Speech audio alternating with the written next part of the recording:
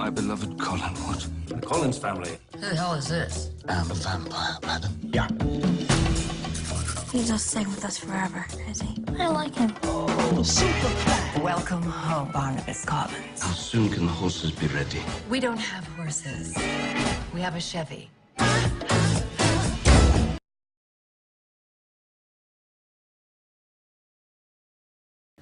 Well, my memories were, I mean, just I just remember having to get home to, see it quick, because you got to get out of school and it was already starting, so you didn't want to miss anything. I mean, anything that, especially a soap opera or something in the afternoon television arena that had vampires and werewolves and zombified kind of guys with eyeballs hanging out and things, it definitely piqued my interest.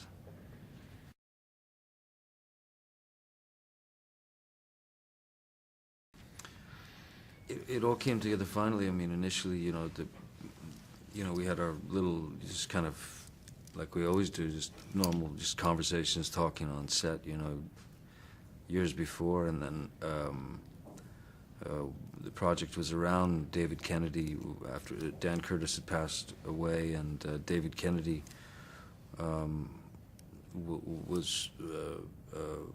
we were talking about developing it, my little company on Infinitum Nile, and then Tim and I got together and we started talking about it, and one thing led to another, and Tim found Seth, brought Seth in, and then we just started riffing on the possibilities of what could be and the focus of the thing, and it just took off. It was like, and it was really pretty quick at that point.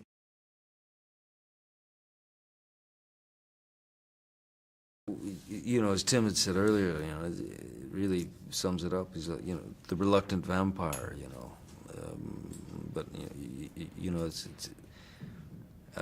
this, extremely well-educated, elegant being from the 18th century who, cursed to be a vampire, locked in a box for 200 years and then thrown into quite possibly one of the weirdest periods of human existence. I mean, 1972 was a very strange time, so that's why, Tim chose 72 as like the idea of like all this weird stuff going on was, like pet rocks and macrame owls and, plastic fruit, weird music.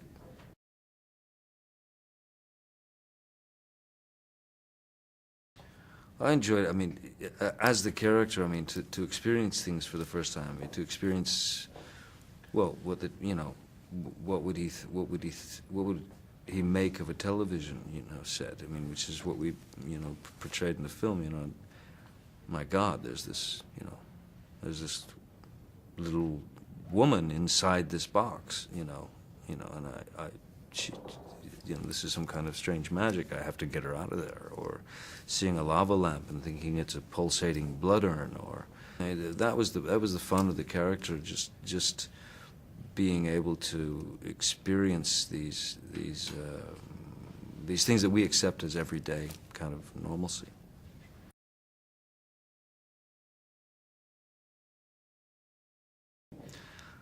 It was like, I mean, it was perfection, each time I would get a call from Tim when he was going through the process, I mean, the script was being written and honed, and he was meeting people, and each time I would get a call, it just got better and better, and when Michelle climbed on board, it was super exciting because I just knew she's such a brilliant actress and she's so talented.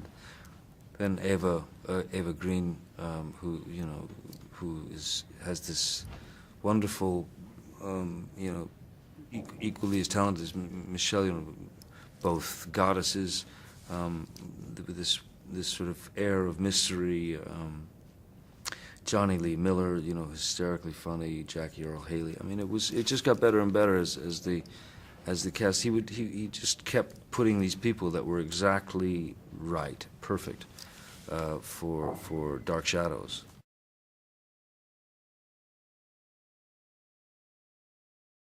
It was astonishing. I mean, you know, Rick and Tim have worked together, you know, on and off for many years, known each other for a long, long time. I've had the the great opportunity of working with Rick Heinrichs a number of times myself, and he just truly outdid himself on this. It was magnificent. It was beyond. I'd never seen sets like that.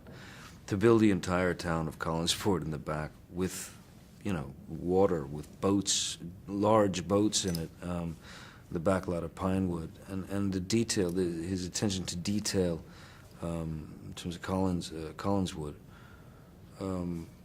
It's just magnificent work, you know. I mean, it was crazy. What sorcery is this? Reveal yourself, tiny songstress.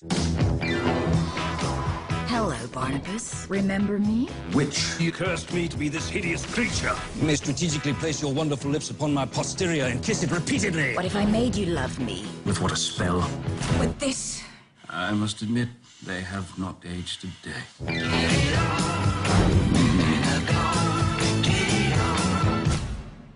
She for real? Indeed.